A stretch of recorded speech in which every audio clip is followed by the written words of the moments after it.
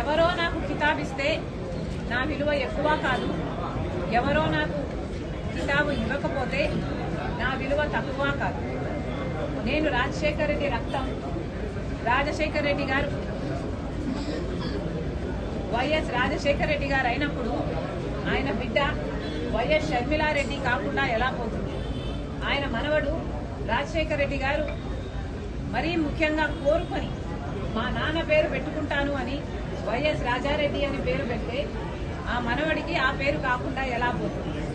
ఎవరు ఎన్నైనా మాట్లాడచ్చు వాళ్ళ స్వార్థం కోసం, కానీ నిజం ఎప్పటికీ నిలకడగానే నిలుస్తుంది. నేను రాజశేఖర రెడ్డి గారి రక్తాన్ని, ఆయన ఆశయాలను కాపాడటం కోసమే ఈరోజు కాంగ్రెస్ పార్టీలో ఇంత గట్టిగా ఆంధ్ర రాష్ట్రానికి వచ్చి పోరాటం చేస్తున్నా. మీరు ఎన్నైనా మాట్లాడొచ్చు.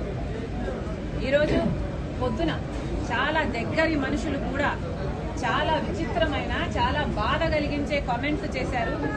కొండా రాఘవరెడ్డి అన్న నాకు కానీ నా కుటుంబానికి కానీ దగ్గర అనుకున్నాం, కానీ ఈరోజు ఆయన కూడా నా మీద నేను పాదయాత్ర ఎందుకు చేశాను అన్న దాని మీద ఆయన ఏదో అక్కడ ఉన్నట్టు, ఆయన బావుమర్ది అక్కడ సూపరింటెండెంట్ అయినట్టు, ఆయన అంతా విన్నట్టు ఏదేదో చెప్పారు. నేను పాదయాత్ర చేయాలి అని వార్తమ్మ అడిగితే నేను పాదయాత్ర నేను చేస్తాను అని నేను అడిగినట్టు చెప్పారు.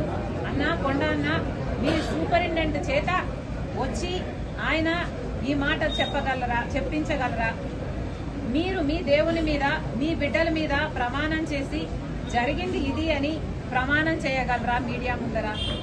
నేను ప్రమాణం చేయగలను జరిగింది అది కాదు అని. నేను పాదయాత్ర చేస్తాను అని నేను ఎప్పుడూ అడగలేదు.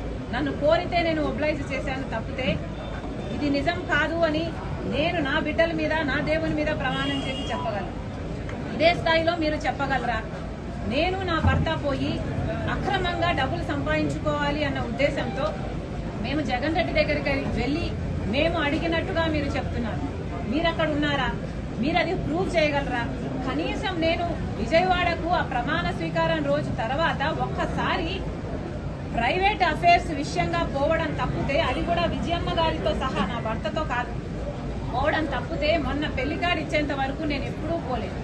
పోనీ నేను వెళ్ళానని మీరు ప్రూవ్ చేయండి, మీ మాట నిజం అనిపించుకుందాం. ఎందుకన్నా దేవుడు చూస్తున్నాడు.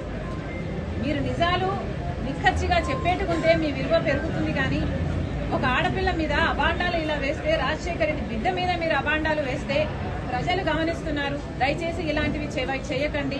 నాకు నేనుగా నిస్వార్థంగా పాదయాత్ర చేశా. నిస్వార్థంగా జగన్మోహన్ రెడ్డి గారు ముఖ్యమంత్రి కావాలని కోరుకున్నా. ముఖ్యమంత్రి అయినాక నాకు ఈ పని కావాలని గాని, నాకు ఈ పదవి కావాలని గాని నేను ఏ రోజు కోరిన దాన్ని కాదు. దీనికి సాక్ష్యం మా అమ్మే. ఈ విషయాలన్నీ అమ్మకు తెలుసు. మీకు దమ్ముంటే అమ్మ చేత చెప్పించండి. పాదయాత్ర బాగా